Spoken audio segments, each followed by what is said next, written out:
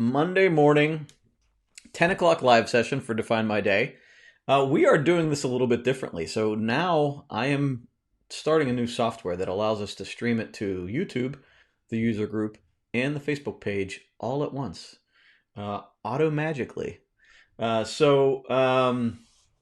going to just take a moment right now to test that this is working correctly and that we are on, and we seem to be. So what this does is it allows us to show this video to people in different places. So if your preferred place is Define My Day's website, then Define My Day's Facebook page, then you can watch it there. Otherwise, if your preferred place is in the user group, if you haven't been catching the Facebook page, because a lot of people in the user group actually don't follow the Facebook page. So we are trying to do this in a different way to get to all of our people that might be missing us in different places. So that's why we're here. The one thing I can't do, I don't believe, is pre-schedule it. So you won't see, if we do it this way, you won't see it scheduled for 10 o'clock. So we're going to probably have to do that a little bit differently. So we're working out the kinks, but trying to make this a little bit easier for everybody to get to it. Real quick, I want to say good morning to Unknown. Good morning, Unknown. Good morning, Janice. Good morning, Lori. And good morning to Unknown again. Whoever you are, good morning. I don't know why some of those are not coming in, but maybe we'll figure it out. Maybe we won't. I have no idea. I apologize if I don't know your name as you're posting these things. All right. So, first thing we want to do, get to our memes of the day. First one. Oh, and it took me out of the picture. Oh, man. All right, well, whatever. We'll still go through it. First one. Have you tried turning Earth on and off again? As a computer guy, this is always the first thing we always try. Maybe we should try it. Stop eating out, cook at home, and you'll lose weight. Quarantine determined that was a lie. Now, if you're like me, maybe you blamed a little bit of your current situation on eating out too much. And yeah, I'm going to say that that wasn't the problem. Okay, so like every chef right now, and you've seen this, right? Today I'm going to show you how to make something simple with ingredients everyone has in their pantry, since you can't go to the store. I'm going to start with Madagascar vanilla, hemp milk, and a single feather from a dodo bird. Yeah, because you know what's going on here is that I don't have any of the stuff that people keep talking about, the easy things to make in the kitchen. What if this quarantine is just the aliens fattening us up for the big harvest? I've thought about that, and it would be completely unsurprising to me at this point if aliens landed.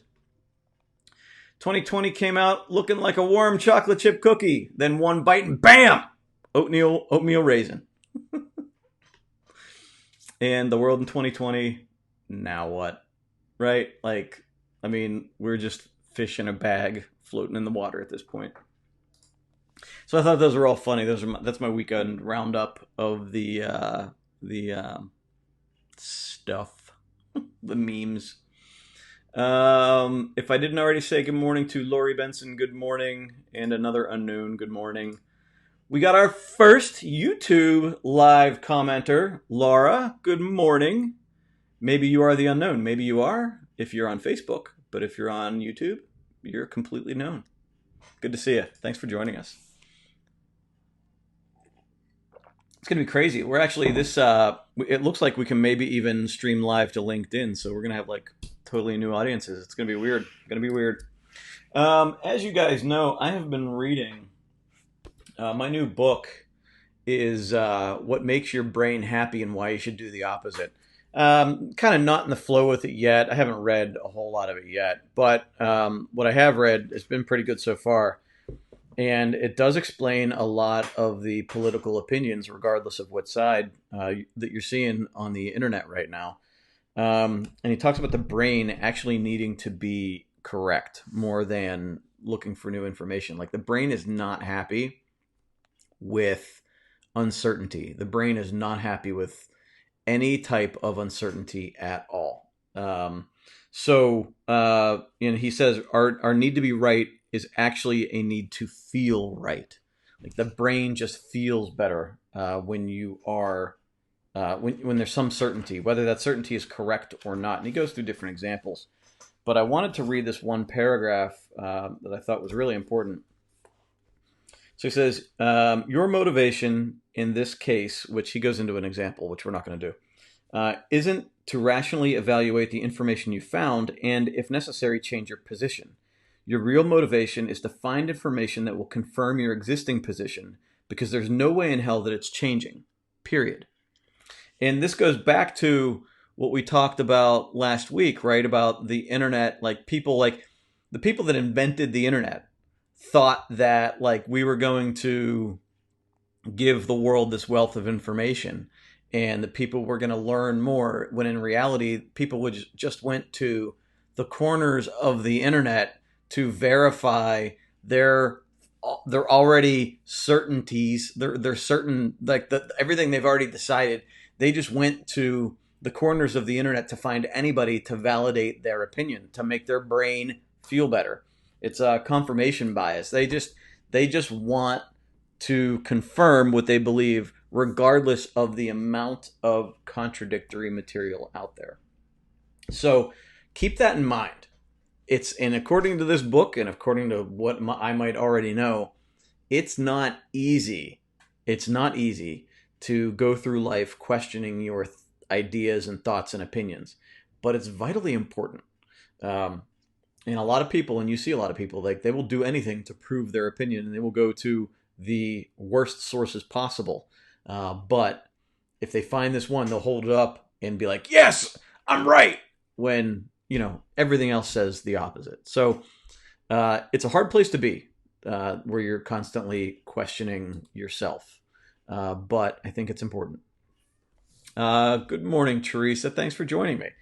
All right, so I'm also going to start this thing where I read from one of these prompt books each day. I'm going to do one every morning and just kind of like spark some something, right? Okay, I don't like that one. So,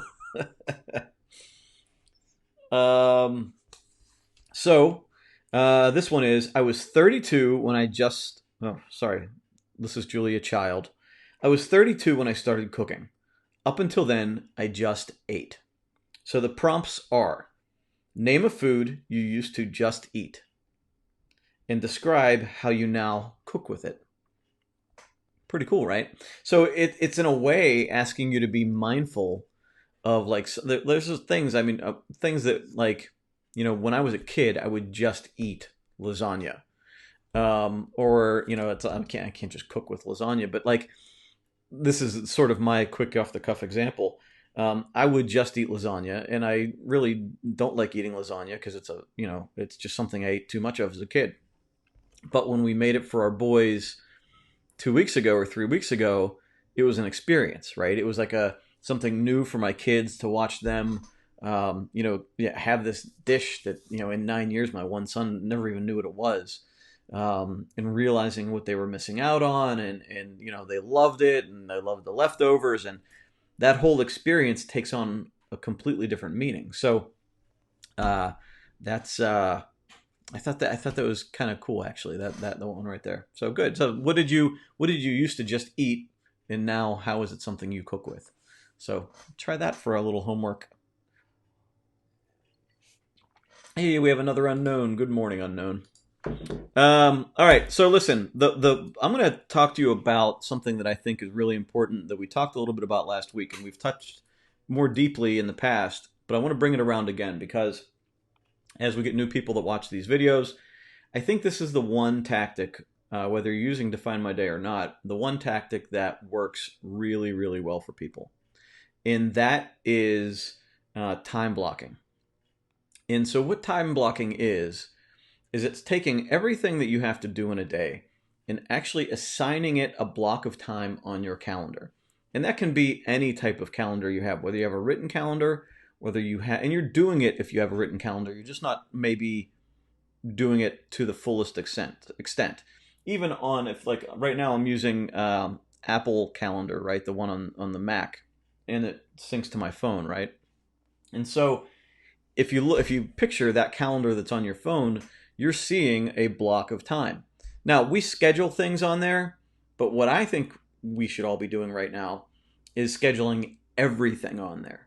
Schedule everything from like the time you wake up, taking a shower, eating breakfast, calling somebody, having conversations, important priority work you're doing, to-do listy stuff, eating lunch, whatever. Even the time you go to bed, even watching TV. Time block it all. And what that does, and it's not like just a way to be like super stuck up or like walking around with a broomstick up your butt, right? I mean, this is basically a way to gain an awareness of where you spend your time. And it's not even a temporary thing, because in my experience, as I've done this, doing it really makes me aware of how little time I have and how time can leak away from me. And as I'm going through my day trying to follow the schedule, I can see where I underestimated time, overestimated time, and where things creep in, where I get distracted because somebody called me and asked me to do something, because something comes up around the house. And I started to realize like where I need to say no and where I need to stay focused on what I need to be doing. Um, and so as I've gone through life and I've, like I get things under control, and then, we do what works, we stop doing what works, right? And so I would stop time blocking, and then I would, and I would be able to like coast where it would just kind of, my momentum would keep me in that zone. But after a while, it stopped working and I would get less efficient. And then I would come back to time blocking and it would bring me back up to speed. So it's something that every time I quit doing it, there's like a time where I can be okay, and then it starts to fade away again. So as I'm time blocking my day today, I have all of my priorities blocked into time. I also have my reading blocked in, my meditation, my to-do listy items, like all the stuff I've listed on the side of my Define My Day that I need to get done today. Those are all each given 15 to 1 hour time blocks, depending on how long it's going to take. Now, I do leave some empty blocks in there for like miscellaneous or whatever might come up. And sometimes I will even adjust the time blocks, like drag them up and down depending on how long it actually took me to do it. But it's really important. Even when like people say, well, I don't want to schedule my TV time, or I don't want to schedule my time with my kids. I think we should, because what this does is it delineates the two, but whatever else you're doing. Like, so if work should be done at 5 o'clock, and from 5:30 to 6:30 you want to spend time with your kids, then you can be focused on that because you've scheduled it. Your brain has decided, this is my mission for this hour. I can be focused here. I have nothing else I need to worry about because it's all accounted for in another way, right? In another time of the day. Even with, being intentional about relaxing, like you can put TV from 8 until 10 o'clock, right? We can be intentional about that, but it also gives us a stopping time. Like, okay, I agreed because tomorrow I have time blocked all this other stuff. I need to wake up at 6 o'clock. I need to exercise. I need to eat breakfast. I need to make phone calls. I need to do all my priority stuff. I need to be done watching TV by 10 o'clock.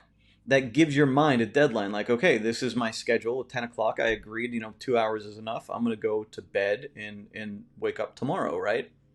The more definition you can add to your day, the more boundaries you can add to your day, the more healthy it's going to be. We even time block our weekends where, I block yard work. Like this Saturday, we did a lot of yard work. We blocked out yard work. And then after that, we have free time. It can just be free time where you just like don't think about anything.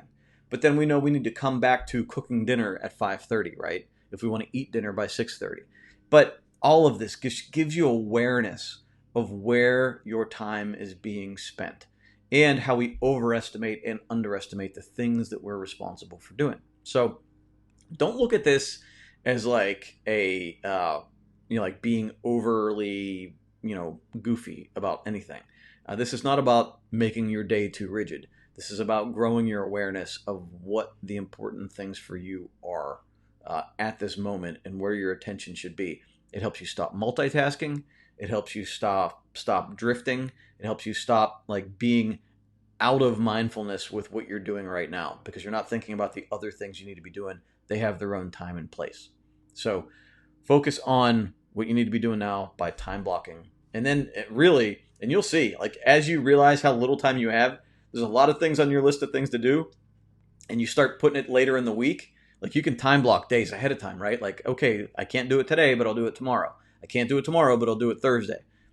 As you do that, you'll start to knock things off that you never want to touch. Like, I will never have time to do this. Like, I've had that thought so many times.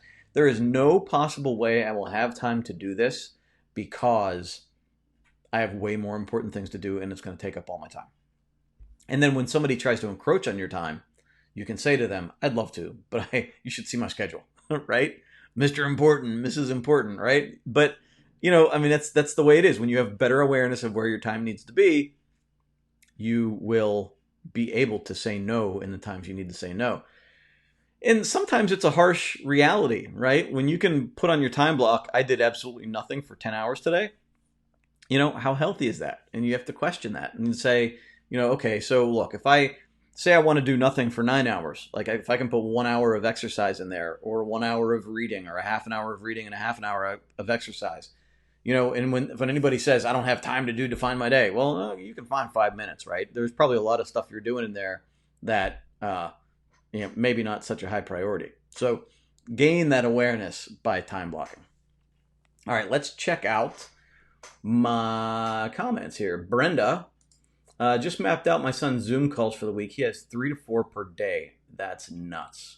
And I'll tell you, so my boys this morning, my one son, my oldest one, the 4th grader, he wakes up and immediately goes to work. Like he gets on his computer, he wants to get it done, right? So he's watching his video, he's doing his work, he wants to get it done.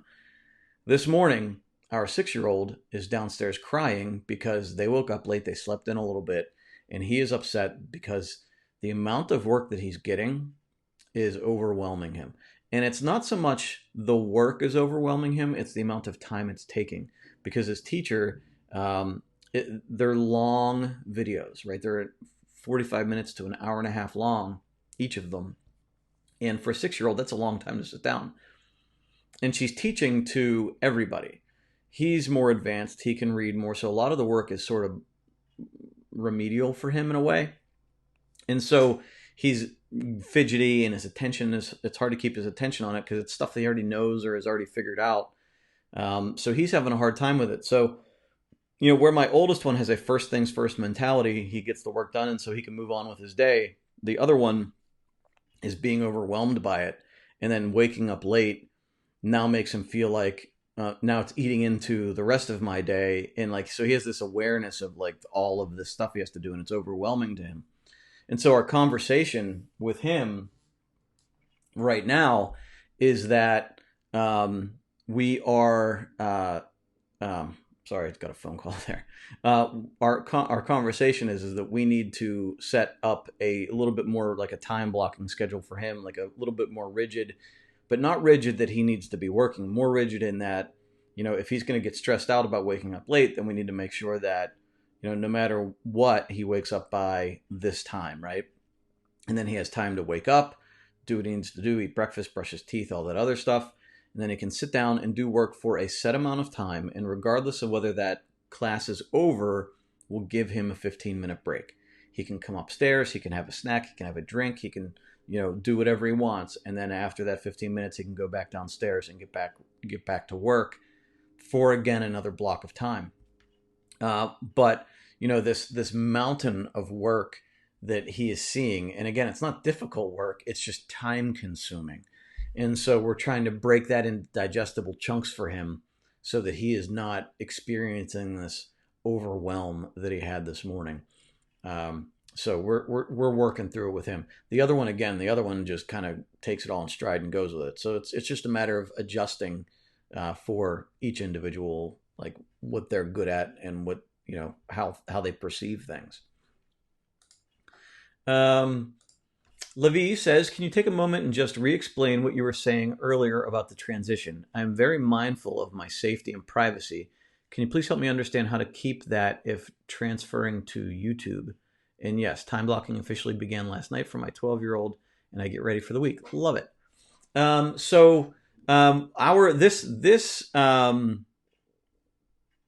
These sessions have been public for well, since we've been doing them.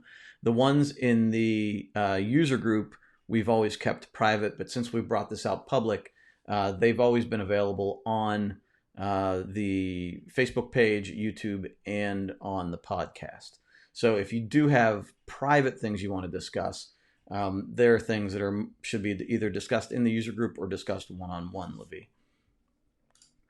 So basically nothing has changed. It's just rather than doing them live and then uploading the video onto YouTube, it's now live on YouTube also. I've been time blocking for a week now, and it's made a huge positive difference. During this quarantine, I was not using my time wisely. Now I do much better. That's awesome, Sharon. Awesome. Libby, I did too. I know organizing my 12-year-old took me longer than time blocking my stuff, but it's going to pay off. She's already showered, morning chores, and it's ready for this scheduled meeting with you all. Love it. Yeah, so that's it, right? So, and I think that it's so beneficial if we can get the kids with all of the random things on there, get them blocked in and under control. It gives them a sense of like, I know what I should be doing right now, rather than, the kids especially can tend to go in many different directions. And it's always worked best when we've set a schedule and kept to the schedule. Whether it was like, okay, guys, 3:00, we're going to go outside and exercise or take a walk or whatever.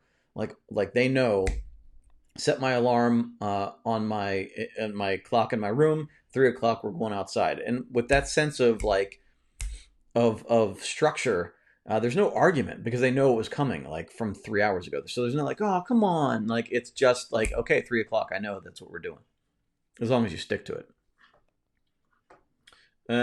Good morning. Good morning. Yeah, you've dealt with that too. Yep, absolutely. Last time I had a day of 10 hours of nothing, I had norovirus. Right now, I'm really struggling with managing work and my daughter's schoolwork. Yeah, yeah. It's it's tough. Right now especially, it's hard to find priority in what to do. And with a lot of people are like looking at this like, I have nothing to do right now, and that's hard. But other people are looking at it like there probably is more to do. Like, if you have kids now at home, you have to manage their schedule. Plus you're trying to work. Plus, you have increased stress and pressure and all this other stuff. And I think that's where the time blocking really comes into play. And it gives you a little bit of awareness of like, okay, no human could handle the amount of stuff that I think I can handle.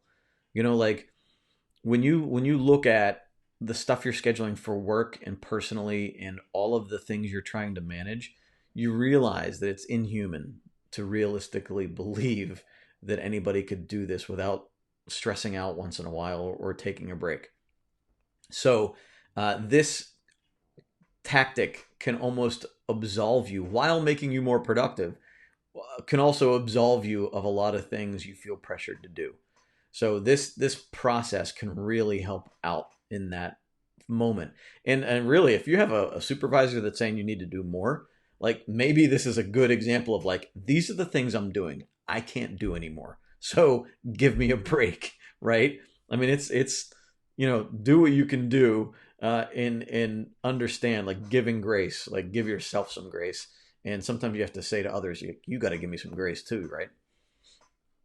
And good, Livy. I'm glad we're good. Okay, cool. Thank you. The last thing I want to discuss, and this is something that I'm kind of getting a new perspective on right now, in a couple of different ways.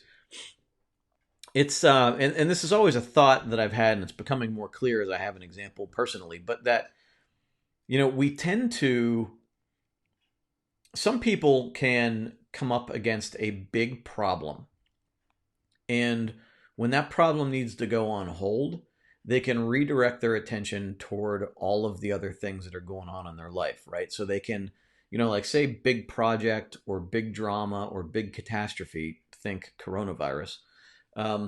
They can deal with that information, do what they need to do to digest it, to act on it, and then move over and continue to do the things that are healthy for them, whether it's exercising or just taking care of to-do list stuff, calling people back, answering emails, cleaning their house, doing their yard work, all of that stuff, right?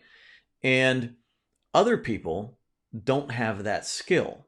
And I call it a skill and not an ability, because an ability kind of makes it feel like, if you don't have this ability, you're never going to have it and you can't deal with it. I think it's a skill that people learn. I know in my life, as I've gone through any kind of tragedy or really stressful event, I tend to focus on that event, and I can do what I need to do, and that action might take only a fraction of my time, but then the rest of my time is spent going it over and over in my mind from the time I wake up, while I'm in the shower, driving in the car, in between meetings, or even in meetings, my mind is going back to this thing that's stressing me out. And it becomes so big that it makes other things seem inconsequential when they're really not, right? So we have all the little things, like the bunch of little things around us that still need to be done, that are consequential, that are required to get done, that need to happen for our health, for our jobs, for everything. But then we have this big, gigantic thing right here. And because of this big thing, everything else just seems so small. It's like down here. But that's not the case, right? That's not reality. All these things end up becoming bigger because we're neglecting them while we're focused on this one thing. And this has happened to me. It's happened to me when I've had an employee issue. It's happened to me when I've had client issues. It's happened to me when I've had marital issues. At the time that we were losing the baby, that it happened then. And it's happening now, right? So I'm tempted to focus on the current coronavirus situation, being stuck at home, our health, our business. And as you're sort of dealing with this, there's other things that are still vitally important, and we can't let this big thing overshadow all these other things that we have control over. And so, I think that skill of being able to say, yeah, this is something that's huge. I can't control any of it, right? Watching the news isn't going to help me. Reading more articles isn't going to help me. I can only control all of this stuff over here. So I will keep I'll keep my finger on the pulse of this. I'll check in with it every so often, but I need to do these things over here. And these things are, in my case, managing a business, talking to you guys, keeping my kids on the straight and narrow, keeping up with the household chores, keeping up with my own health, keeping up with my friends and family, all the little projects we have in running the business. All of that stuff might seem less important when you have this big crisis going on, but it's almost more important, right? So when we're giving ourselves forgiveness and giving ourselves grace and letting ourselves relax, we have to make sure that we're not doing it to the point that it's detrimental to what we want, right? So, and the thing, our purpose in life and all the things that are important to us, we can't let all of that atrophy because we're so focused on this big thing over here. And I'll tell you, when Lynn and I had some of our worst times together, it affected everything. And it's hard for it not to, right? When your marriage seems like it's falling apart, when all you're doing is fighting, when everything's awful, I would be sick all night. I would get up. I would not exercise at all because, who can think about exercising when you feel like your life is falling apart? And I would go into work and I would just go straight into my office and close my door, neglecting employees, neglecting my brother who works with me. It was just, I couldn't stop thinking about my own problems. And, when you do that, answering emails isn't important. Projects aren't important. All of the things that need to be done on a day in and day out basis. And I say need to be done, right? I mean, things need to be done. And so I would distract myself if I weren't thinking about it, over and over, going on with arguments over and over in my head, or, who's right and who's wrong and what am I going to do and all this other stuff, right? But I'm not going over and over in my brain about that stuff. then I was distracting myself. Whether it was going out to lunch or like doing something just time wasting, right? And then I would just do whatever fires came up. Like if something came up, I would address that fire and take care of that, or just try to offload everything to somebody else. So, that's not the right way to handle things, right? And so you have to build up a skill where you say like, okay, I have to let this go at the moment and address the things that are important to me. And you can see, if you look over the past, if you're always in a sense of like, like there's this like big thing that's always derailing me, and then there's like the path I want to be on. And so if you're on this path and you keep getting derailed, like your progress in the overall path and purpose toward your goals, your progress is always going to be siphoned off, and you're always going to, be distracted, and your results are always going to be less than. And that's what the Define My Day process has helped me with, in that, I can discuss through my journaling, the big problems I'm having. And I can, when you say to yourself every day, this is stopping me from where I want to go, I need to bring my attention back. I need to bring my attention back. It's that practice of bringing your attention back to the things that matter and the things that you can control. And so if you feel like your life is constantly being derailed by drama, um, you know, events that you can't control, distractions, I see people, arguing, like the people that, I've observed in my past that have the most drama are usually the people that are always upset that they can't get stuff done. And when I watch it happen, I just want to yell like, stop engaging in that stuff. Like and it's almost like they're creating it. It's almost like they're creating a distraction so they don't have to do the thing that they say they want to do. And so, you have to realize like, this is not good for me. This engaging in this is not good for me. Engaging in this distraction is not good for me. Focusing on this any more than I absolutely have to is not good for me. Yeah, I understand it's a big thing. It's affecting all of us, but we have so little control over the grand scheme of things that we need to control the things we can handle right now. The things we can control, the things we have influence over.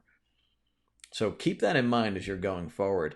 It's something that even now, like as I have the tendency to drift, or the tendency to almost even want to wait. Like, and this is something I've seen a lot in the comments, is that people say, like there's nothing to do, right? Like I'm just waiting for this to be over before, like life is on pause right now. That's not true. This is life. This is not the life we might want, but this is life. You can't pause life. You're not going to like, this isn't like soccer where when they stop play, they add play to the end of it, right? That doesn't happen here. Like if our time is up at a point in time in the future that we don't know yet, that isn't going to get extended. Like nobody's looking down going, oh, wait, they put life on pause for 3 months in 2020. All right, let's give them 3 more months at the end. That's not happening. This is your life. This is my life. This is our lives. We're not pausing anything.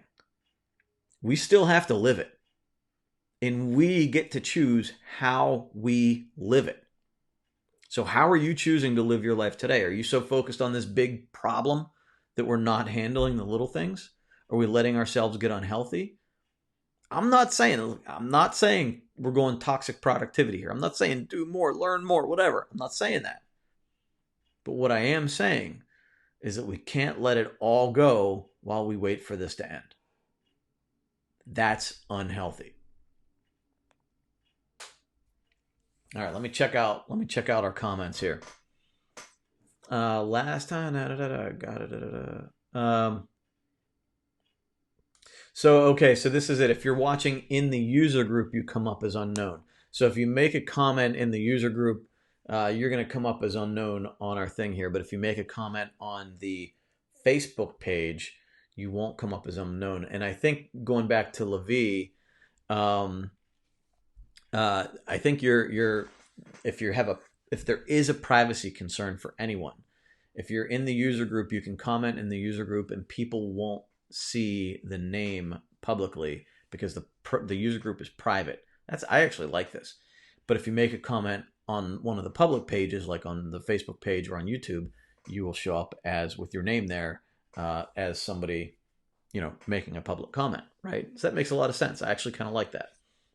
You know what? I saw the movie Click. That was a long time ago. I don't remember anything about it. I'll have to check that out. I don't. Is that safe for kids?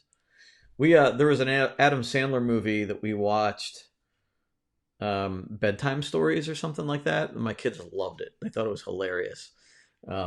So I feel like I'm confusing those two movies. I don't remember if I've seen Click or not. So, all right. Well, that's all I had for today. I hope everybody has a great Monday. I hope you stay healthy, keep moving forward, and I will catch you again tomorrow morning at 10 o'clock. Take care.